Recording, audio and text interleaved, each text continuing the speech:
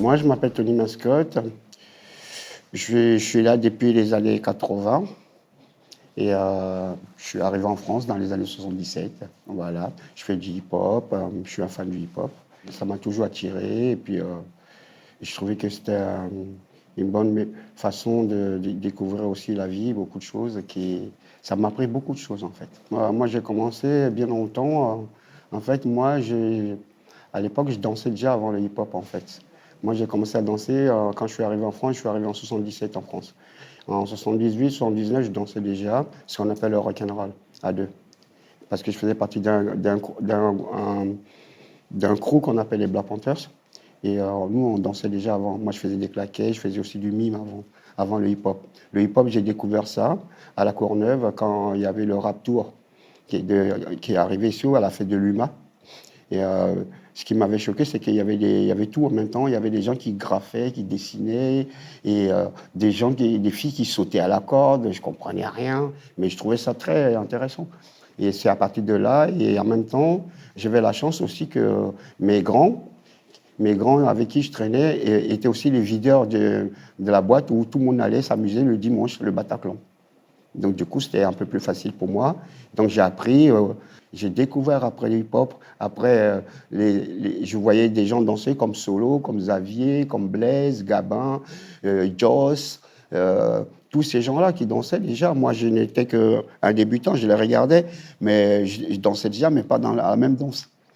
Donc, je découvrais, et c'est au fur et à mesure que ça m'a beaucoup, vachement parlé.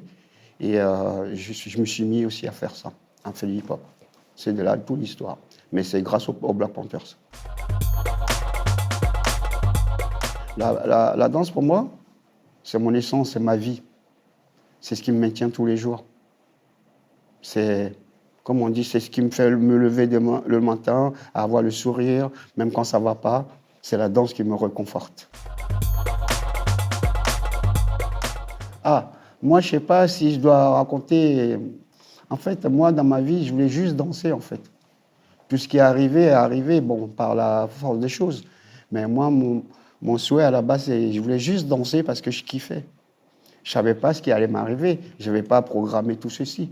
Et je vois maintenant que 30 ans après, que j'ai des trucs qui me rattrapent, quoi. Parce qu'entre-temps, j'ai eu le temps de créer des choses. J'ai créé mon premier groupe de danse qui s'appelait Un Point C'est Tout. C'était début des années 90, tout ça. On a fait même la Villette ici. Les premières rencontres des cultures urbaines à la Villette, avec Un Point C'est Tout. Ensuite, j'ai fait une autre compagnie qui s'appelle Sans Rancune. Entre-temps, j'avais créé la première troupe de danseuses françaises hip-hop, les Ladies Night, dont vous voyez les images ici. Donc, tous ces trucs, je les faisais avec le sentiment de ne pas calculer, parce que j'aimais ça. Et je trouvais que j'ai fait les Ladies Night parce que je trouvais qu'il manquait une place pour les filles. Donc, il fallait, voilà. Et comme moi, j'étais un des grands frères, j'étais Black Panther, je pense que ça a bien marché parce que je savais me faire écouter.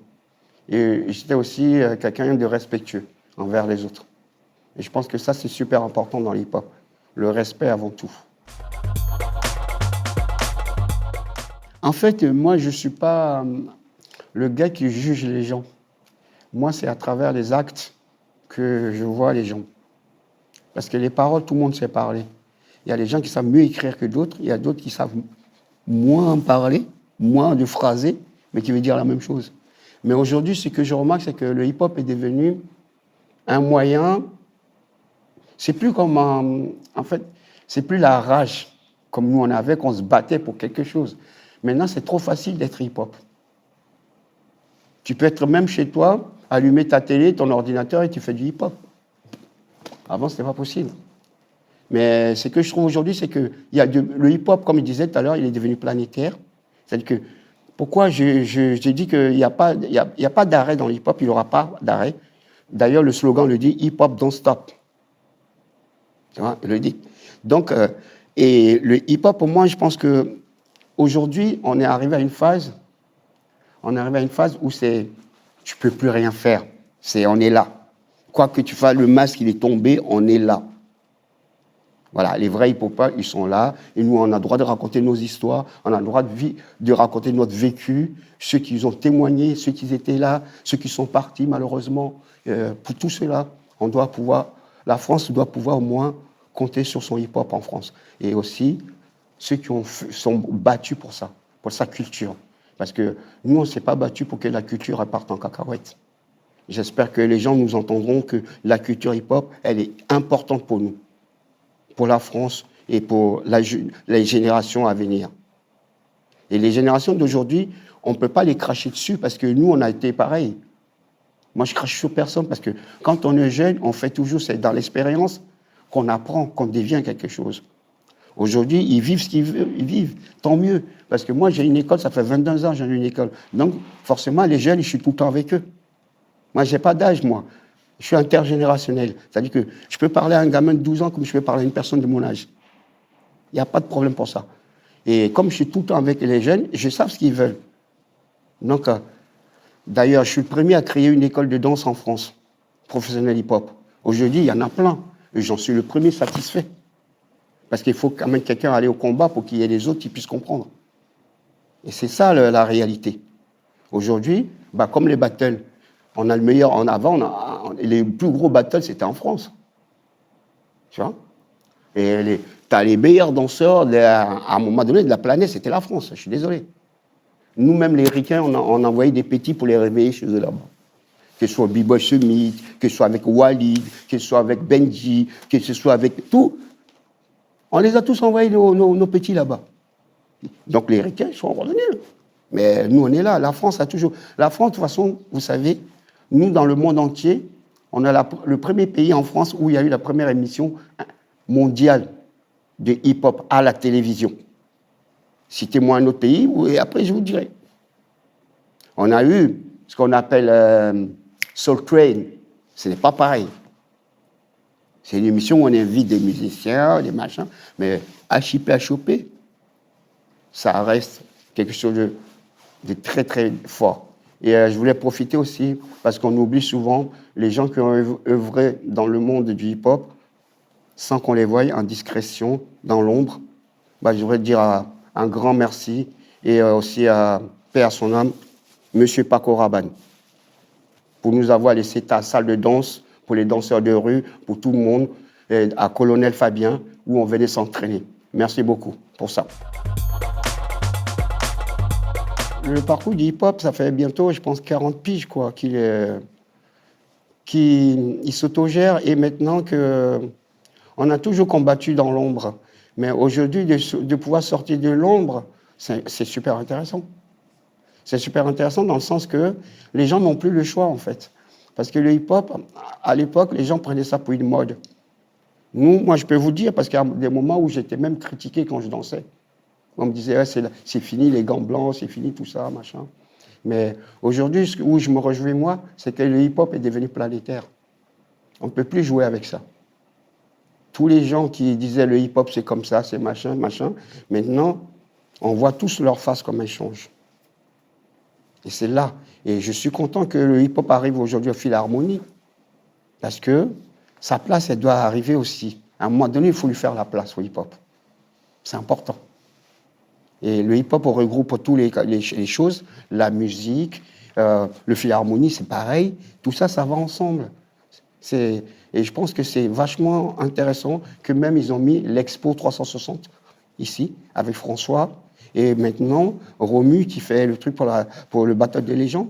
Moi, je trouve que c'est deux grands pas dans le hip-hop. Et c'est super important. Et, parce que la France, mine de rien, en Europe, on fait partie des pionniers dans le hip-hop. Avant, c'était les Français et les Allemands. Nous, les Français, on est les professeurs des Italiens dans le hip-hop. Avec Nicolas, Junior, les SDMA qui étaient là, nous, on était déjà en Italie.